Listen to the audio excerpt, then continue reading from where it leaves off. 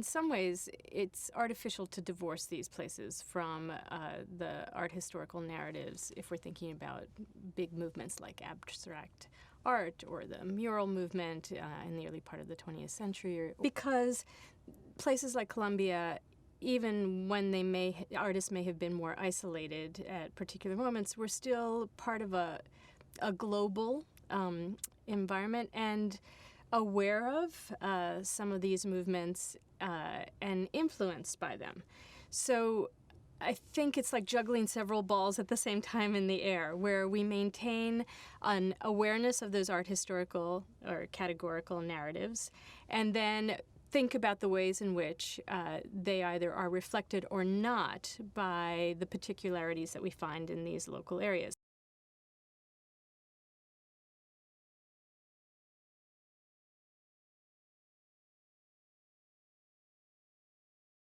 As often happens, the genius of a particular period can sort of dominate and exclude everything else. When I teach my art and politics class, for instance, the sheer enormity and influence of the Mexican Revolution and the muralists kind of blocks everything else out of the picture. And students become so enamored with it that it's almost as if the Latin American art historical narrative stopped right there. There was the Mexican muralist movement, and then what else?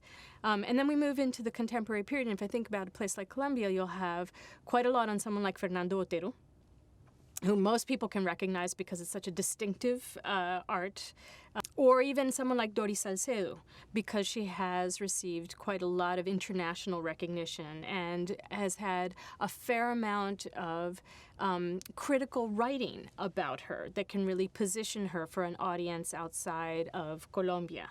But there are huge pockets of unknown artists. We don't have very much, for instance, about Latin American art history in the 19th century, for instance. We don't have very much about the interwar period, really, where the interest, it seems to me, shifts much more, to the degree that it does, to architecture. And then a whole range of creative enterprises that have emerged just in the last couple of decades, in many ways fed by the availability of social media, where you have experimentation that can go on in a very what can seem like a kind of naive or amateurish way, but that can be quite powerful, that combines music with art, for instance. But that's hard to study because it's constantly changing, and it's quite, and it moves a great deal. But that's an area that I think is really interesting to try and document.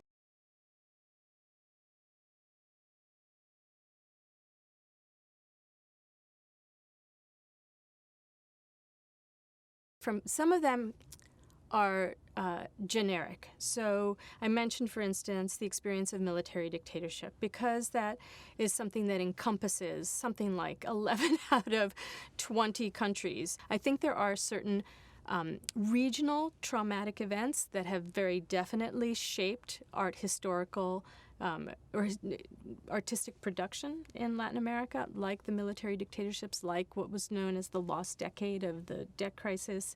More recently, in the case of some place like Colombia, absolutely the experience of drug trafficking.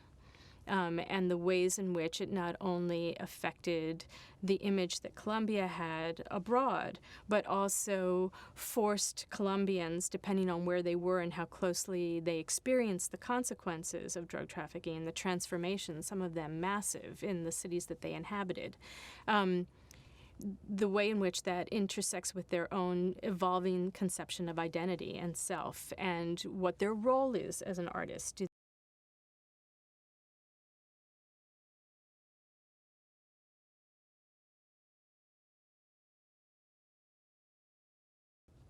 There are different ways of thinking about global, because the market plays such an important role, really, in shaping what we think of as global. I don't think there's global in the sense of patterns of art production that are necessarily not homogeneous, but tending towards a kind of similarity in different areas.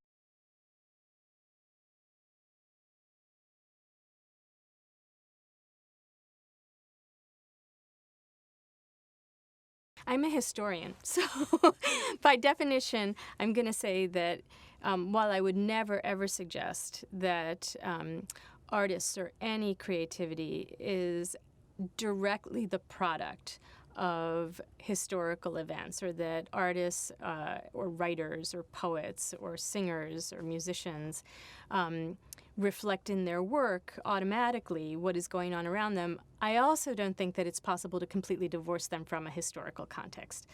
People don't inhabit bubbles or vacuums, particularly in cases where that art has been socially and politically engaged. And I'd say that that's a characteristic very much of Latin America. It's not unique to Latin America, but it is one where that separation between art and politics, I think, is least found.